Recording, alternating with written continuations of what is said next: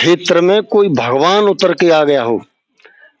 चौधरी तेजवीर गुड्डू ने इस क्षेत्र को इतना जनाया है कि एक बार वो भये जिला अध्यक्ष, कोई जानता ही नहीं अध्यक्षता क्या होती है।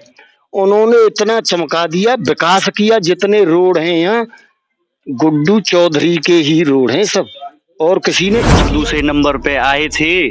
पिछली बार बेईमानी हो गई। अच्छा, हाँ जी।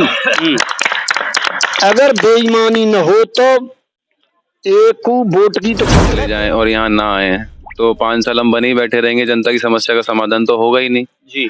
और फिर शायद अगले 5 साल बाद हमें मौका दोबारा ना मिल पाए। तो इसलिए जमीन पे रह के, जमीन पे जनता के साथ जुड़ के, लोगों से मिल के उनकी समस्याओं का समाधान।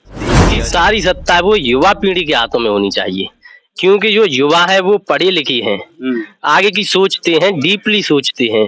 तो मेरा मानना यही है कि जो भी सत्ता है, जो भी राजनीति में आए, वो युवा पीढ़ी के हाथों में हो, चाहे वो प्राइम मिनिस्टर हो या फिर। नमस्कार, मैं हूं कैलाश गोयल और आप देख रहे हैं हमारा विशेष कार्यक्रम सियासत का सिंहासन। आपको बता दें कि खैर विधानसभा में इस बार उपचुनाव होने हैं और उसका कारण है कि यहां से विधायक रहे अनूप प्रधान और राजस्व राज्य मंत्री उत्तर प्रदेश इस वक्त जो है हाथरस के सांसद बन चुके हैं। जैसे जैसे चुनाव की जो समय सीमा अभी निर्धारित नहीं हुई है, लेकिन फिर भी लगातार जो प्रत्याशी हैं मैदान में आ रहे हैं। ऐसे में इस वक्त जो है मैदान में आ चुके हैं कार्तिक चौधरी। आपको बता दें कि इनकी जो धर्म पत्नी है चारू केन, वो पूर्व में हुए चुनाव में भी इन्होंने अपनी दमदार भागीदारी निभाई थी और दूसरे नंबर पर वो यहां से रही थी। साथ ही इन्होंने अब जो है एक पदयात्रा शुरू की है और उस पद यात्रा का आज 5वां दिन है। और सबसे बड़ी बात यह है कि रास्ते में पड़ने वाले गांव में ही इनका अपनी टीम के साथ में रात्रि प्रवास होता है। इस पद यात्रा से संबंधित कुछ सवाल इनसे करेंगे और जानेंगे कि इनकी जो पद यात्रा है वो कैसी चल रही है। कार्तिक जी, बहुत बहुत स्वागत है आपका हमारे चैनल में। बहुत बहुत धन्यवाद। जिस तरह से आज पद यात्रा आप कर रहे हैं, क्योंकि विधानसभा खैर के क्षेत्र में ये एक ऐसा पहली जो यात्रा देखने के लिए मिल रही है कि कोई राजनेता यहाँ पे गांव में रात्रि प्रवास भी कर रहा है और पद यात्रा भी कर रहा है। तो सबसे पहले तो ये जानना चाहेंगे कि 5वां दिन है और कैसी रही आपकी यात्रा? यात्रा बहुत बढ़िया चल रही है। लोगों का बहुत प्यार भी मिल रहा है, पूरा समर्थन भी मिल रहा है, आशीर्वाद भी मिल रहा है। जिस चीज के लिए हम चल रहे हैं, आशीर्वाद के लिए, जी, पूरी तरीके से आशीर्वाद मिल रहा है। जिस तरह से आप रात्रि प्रवास गांव में कर रहे हैं, ईदलपुर में है आज आप, जो है 5वां दिन आपकी यात्रा को है, तो आपने ये कैसे सोचा कि हमें रात्रि प्रवास भी गांव में ही करना चाहिए? देखिए, बहुत सी समस्याएं होती हैं लोगों की, जो हम शायद एक टाइम पे आने के बाद यहाँ पे एक बार घूम जाए गांव में और वो हमें ना मिल पाए, किसी कारणवश वो गए हों कहीं जी, तो उनसे मुलाकात नहीं हो पाती है। लेकिन अब मैंने रुकने का इसलिए सोचा है कि मैं सुबह भी, शाम को भी, जब भी मौका मिले, अपनी जनता से, अपने बड़े बुजुर्गों से, अपने प्यारे भाइयों से, माताओं बहनों से बैठकर बात करूं, उनसे समस्याएं सुनूं और जिस तरीके से मेरे पिताजी ने समस्याओं का समाधान किया था, उसी तरीके से मैं इस चीज को आगे बढ़ाऊं, इनका सब चीजों का समाधान किया जाए, क्योंकि समस्याएं बहुत है। जी। कार्तिक जी, क्योंकि खैर विधानसभा जो है एक देहात क्षेत्र है और गांव बाहुल्य क्षेत्र ही है ये जो है, तो जिस तरह से देखने के लिए मिलता है, क्योंकि यहाँ पर जो है किसानों की जो संख्या सबसे अधिक है, ऐसे में कहीं न कहीं किसानों को जो है एक जमीनी स्तर पे बड़ी बहुत सारी जो समस्याएं देखने के लिए मिलती हैं। तो आपको लगता है कि इस रात्रि प्रवास से आप उनकी जो धरातल की जो समस्या है उन्हें समझ पाएंगे? जी बिल्कुल समझ पाएंगे। जब तक हम जनता से मिलेंगे ही नहीं तो उनकी समस्या को समझ कैसे पाएंगे। बिल्कुल। अब हम यहाँ से बन के चले जाएं और यहाँ ना आए तो 5 साल हम बने ही बैठे रहेंगे, जनता की समस्या का समाधान तो होगा ही नहीं जी। और फिर शायद अगले 5 साल बाद हमें मौका दोबारा ना मिल पाए। तो इसलिए जमीन पे रह के, जमीन पे जनता के साथ जुड़ के, लोगों से मिल के उनकी समस्याओं का समाधान किया जाएगा, सारी चीजें करी जाएंगी। जमीनी स्तर पर उतरना और लोगों की समस्याओं को समझना वाकई में एक बहुत बड़ा काम है, क्योंकि आज के समय में देखने के लिए मिलता है कि जब चुनाव का समय आता है तभी कुछ नेता सक्रिय होते हैं और चुनाव होने के बाद में फिर वो नजर नहीं आते हैं। ऐसे में अभी चुनाव का बिगुल नहीं बजा है और कार्तिक चौधरी लगातार गांव-गांव जाकर लोगों से मिल रहे हैं, उनकी समस्याओं को जान रहे हैं। कुछ ग्रामीण भी हमारे साथ में यहाँ बैठे हुए हैं, उनसे भी हम जानने की कोशिश करेंगे। क्या नाम है बाबूजी आपका? मेरा नाम मुंशीलाल जी है।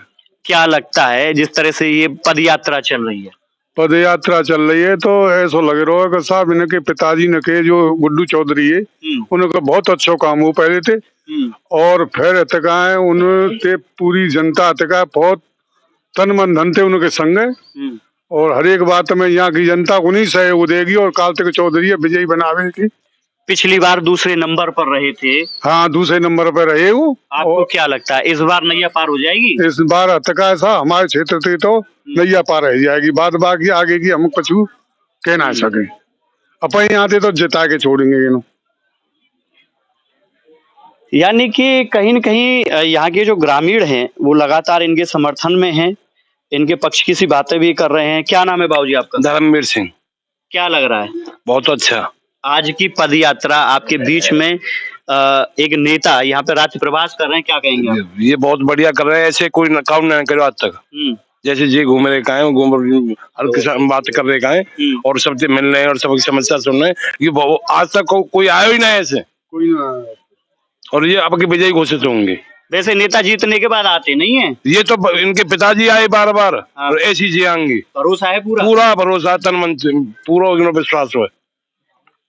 पूरा भरोसा यहाँ के जो लोग हैं वो कार्तिक जी पे जमाए बैठे हैं कि अगर ये चुनाव जीतते हैं तो फिर दोबारा से भी ये इनकी बात को सुनेंगे। कुछ और भी ग्रामीण हैं हमारे साथ में। क्या नाम है बाबूजी आपका? तेजवीर सिंह। क्या लग रहा है पद यात्रा जिस तरह से कार्तिक कर रहे हैं, कैसे देखते हैं आप इसे? जैसे देख रहे हैं साहब, हमारे यहाँ क्षेत्र में कोई भगवान उतर के आ गया हो। चौधरी तेजवीर गुड्डू ने इस क्षेत्र को इतना जनाया है कि एक बार वो भये जिला अध्यक्ष, कोई जानता ही नहीं अध्यक्षता क्या होती है। उन्होंने इतना चमका दिया, विकास किया। जितने रोड हैं यहाँ गुड्डू चौधरी के ही रोड हैं सब, और किसी ने कुछ किया ही नहीं। भगवान तो मंदिर में मिलते हैं, आपने इंसान को ही भगवान बना दिया। अरे और कोई आया ही नहीं, ऐसे बिना बने ही घूम रहे और के बन के भी घूमते। यहाँ से जितने बन के गए किसी ने शक्ल ही नहीं दिखाई कभी। और ये तो रात और दिन घर जा करके भी पूछते हैं कि भाई किसी को कोई समस्या हो मुझे बताओ। गरीब की सुनना है, अमीर की सुनना है। अमीर को तो जरूरत क्या पड़ती है, पर गरीब तो आते हैं इनके पास। अगर ये नया भी आएंगे तो जनता इनके घर पे पहुंच जाएगी। वहाँ ऐसा ना हो कि घर पे फिर सुनवाई ना हो आपकी। अरे सुनवाई की बात क्या कर रहे हो कि वहाँ तो इतनी इज्जत मिलती है जनता को कि किसी के यहाँ मिलेगी नहीं। कोई नेता ने आज तक इज्जत ही नहीं दी है इतनी। अच्छा, हाँ जी। आपको लगता है कि आज जो है चुनाव का समय है, कार्तिक आपके बीच में है, चुनाव के बाद में आएंगे लौट के? जरूर आएंगे जी। जब बिना ही वो अभी तो इलेक्शन ही नहीं हुआ है, उससे पहले इतने घूम रहे हैं और ये तो पहले से भी करीबी रहे। यहाँ चुनाव लड़े या न लड़े, जनता का दर्द हमेशा सुनाए।